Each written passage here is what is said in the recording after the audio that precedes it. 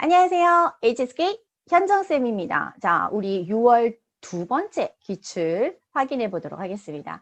자, 일단 ABCD 성어 봐주시고요. 보셨나요? 뭔가 익숙한 성어 보이셨나요? 맞아요. 자, 이따가 확인해 볼게요.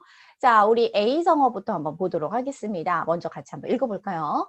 岂有此理，岂有此理.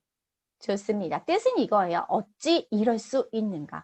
이런 도리가 어디 있단 말인가? 이러시면 안 돼요. 이렇게 하시면 안 되는 겁니다. 라고 얘기를 하는 거라고 보시면 돼요. 이제 약간 이 성어를 설명하다 보니까 이 성어에 살짝 감정이입이 되는, 그죠? 의미를 설명하는데 감정이입이 살짝 되네요. 자, 우리 내용을 한번 확인해 보도록 하겠습니다. 내용은 제가 이제 문장으로 가지고 왔어요. 老人勃然大怒 라고 얘기를 합니다. 勃然大怒 하게 되면은 벌컥 성질내다는 뜻이에요. 노인이 벌컥 성질내면서 你非但自己不公众 이라고 얘기를 하죠. 자, 非但이라고 하게 되면은 여러분들이 잘 알고 있는 무엇과 不但 또는 不진으로 생각해 주시면 돼요. 자, 自己 스스로 不公众이라고 얘기를 합니다. 자, 우리耕种이라고 하게 되면 땅을 갈고 파종하다 이런 뜻이에요. 그죠? 땅을 갈고 파종하다.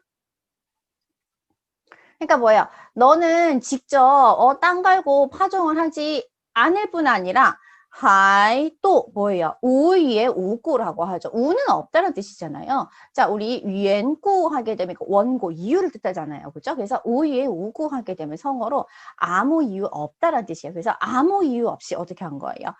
회화이라고 하죠. 회화이 하게 되면은 우리 이거 파손하다, 훼손하다는 뜻이잖아요. 人家的 남의 庄稼 무엇을 농작물을 훼손하다니. 그러니까 뭐야? 스스로 하지 않을 뿐 아니라 또 다른 사람이 이런 농작물을 일부러 아무 이유 없이 훼손하다니. 真是岂有此理. 정말 어떻게 이럴 수 있어요? 이런 이치는 없어요. 이런 도리는 없는 겁니다. 그러니까 무슨 말이에요? 이렇게 하시면 안 되죠. 라고 화를 내는 거죠. 그래서 이렇게 勃然大怒라고 했습니다. 또 이렇게 약간 감정이입이 됐습니다. 자, 어떤 의미인지 이해되셨죠? 그죠? 이럴 수는 없어요. 이렇게 하시면 안 되는 겁니다. 라는 의미를 가지고 있는 게 岂有此理라는 성어다 라고 기억해 주시면 되겠습니다. 자, 그 다음에 이제 B를 한번 보도록 할게요. 자, B 성어 먼저 한번 읽어볼까요? 截然相反，截然相反。 자, 截然相反. 자, 우리 저번에도 한번 설명드렸지만 이렇게 우리가 X란이라고 되어 있는 경우는 이거는 그냥 형용하는 표현이라고 생각하시면 돼요. 형용하는 표현. 자, 그래서 여러분들이 성어를 보실 때 내가 이 성어의 뜻을 좀 유추하고 싶다라고 하시게 되면 이 X란을 해석하려고 하시기보다는 그 뒤에 또는 그 앞에 있는 성어를 보시면 기본적으로 그 성어의 의미라고 생각해 주시면 됩니다. 相反 이거 우리 무슨 뜻이에요? 상반되다, 반대되다라는 뜻이잖아요. 그래서 截然相反 뚜렷하게 반대되다 이런 의미로서 쓰게 됩니다. 截然이 어떤 의미냐면 지혜가 이제 우리가 자르다라는 뜻이거든요. 그래서 截然은 되게 잘라놓은 것 같이, 잘라놓은 것 같이 되게 반듯하게, 그러니까 되게 싹 베어져 있는 그런 모양을 형용하는 거거든요. 그런 것처럼 상반된다. 그래서 뚜렷이 반대되다라는 의미로서 쓰게 됩니다. 그래서 뭐 쓴다라면 뭐 이런 것도 되겠죠. 뭐 지혜란相反的观点이라고 해서 뚜렷하게 반대되는 관점 이런 것들로서 쓰실 수가 있습니다. 자, 그 다음에 세 번째로 넘어왔더니 뭔가 꽉 차 있어요. 자, 걱정하실 필요 없어요. 차근차근 같이 한번 확인해 보도록 할게요. 자, 먼저 우리 한번 같이 읽어보도록 할게요. 시작. 南辕北辙.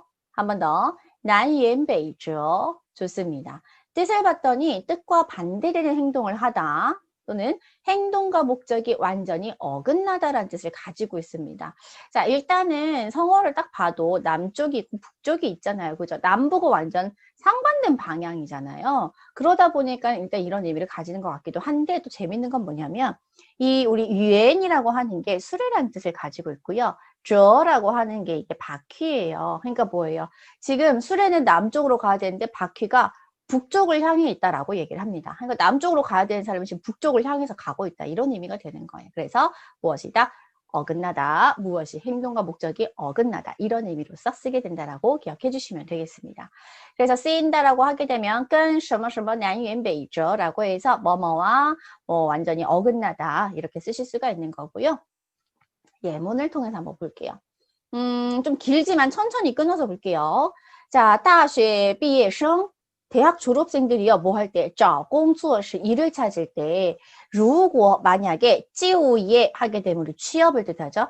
就业目标定位 취업 목표 그 위치가 不准 정확하지 않는다면 往往会走 자, 이대로 좀 기억해 주시면 좋겠어요. 走 자, 얘는 冤枉路라고 합니다. 冤枉路 하게 되면 이게 우리가 헛걸음, 괜한 걸음 이런 뜻으로서 쓰게 되거든요.